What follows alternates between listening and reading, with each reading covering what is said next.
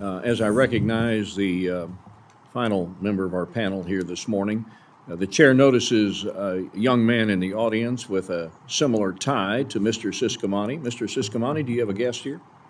I do. My son, Kenny, he's here joining us. I already told press that he's not available for questions just yet, but he will be at some point. You're recognized. Thank you, Mr. Chairman. And thank you, Administrator Rocheleau, for being here with us today. I first want to ask about an issue that is top of mind for many airports around the country, including Tucson International Airport in southern Arizona, and that is regarding PFAS remediation. In my district, the presence of PFAS is a major public health threat. The FAA has previously mandated the use of PFAS-containing foams for commercial airports, and while many airports like Tucson International Airport are now transitioning to foams that do not contain PFAS, they're still burdened with the cost of remediation for previously used foams. How does your agency plan to assist commercial airports in these critical remediation efforts? Thank you for the question.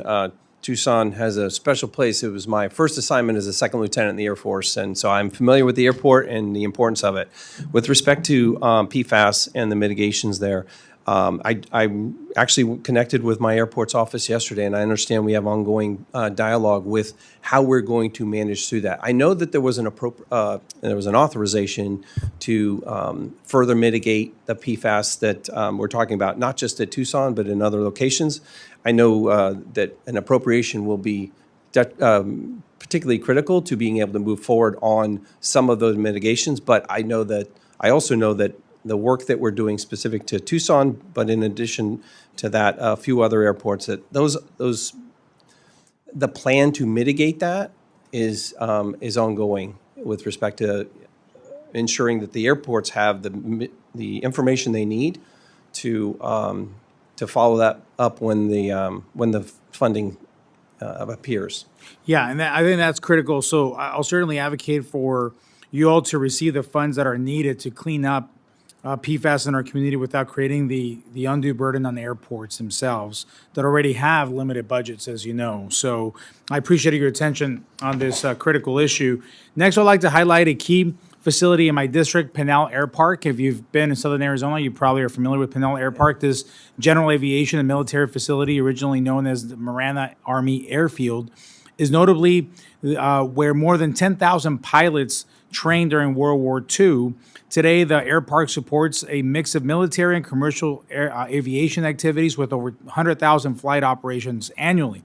Pinal Airpark is among the busiest multi-use airports in the nation, operating without an air traffic control tower. Last year, Congress passed the FAA reauthorization bill with a provision prioritizing the construction of air traffic control towers that support safety at multi-use airports. Pinal Airpark fits this description perfectly and was recently accepted as a candidate for the FAA Contract Tower Program. Can I have your agency's commitment to fully consider Pinal Airpark as a candidate for a new tower under this program? Yes, you can. Perfect. Thank you. That's critical here for us.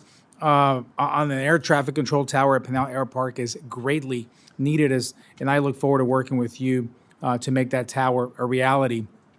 Here with the last minute or so that I have, I want to ask about something that you touched on in your testimony and some of my colleagues have mentioned as well, is the air traffic control tower staffing side of it as well.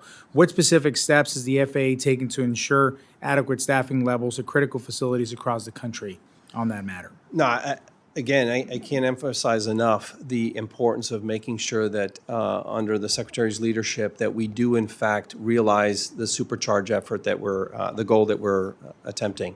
So right now we're focused on making sure that we get up to 2,500 through Oklahoma City, as well as through our enhanced CTI training schools, so the collegiate partnerships that we have. In addition to that, we're incentivizing people to come to the FAA and to go to tougher to staff locations with financial incentives. I think one of the things that's really going to help us in this effort, though, it's critical, is we're giving 20% to experienced controllers to stay per year to stay on as certified controllers, whether that's in an operational role or as in a training role, to make sure that we have that bridge as we get healthy again in our controller staff. We're 3,000 down. And we're working to make sure that within the next couple of years that we've got that back healthy. Real quick here, what do you think the shortage? What's the reason for? I mean, it pays well. High training. Now you have incentives to stay. Just real quick, what do you think highlights of the I think shortage? there were a variety of reasons. Part of it is, I'll just say advertising. We're trying to make sure people understand this is an exciting, very rewarding career field. I also think that the time to get people into the academy was too long. We were at 1.5 years in some cases, and a 25-year-old's not going to wait around for 1.5 years to get a job. They're going to go to something. So truncating the process and getting them into the school quicker, I think is going to help us. Thank you, sir. We'd love to welcome you back to your old stomping grounds in All right. Tucson and have you there soon. Thank you so much, Mr. Chairman. I yield back. Yeah, thank you, Mr. Ciscomani.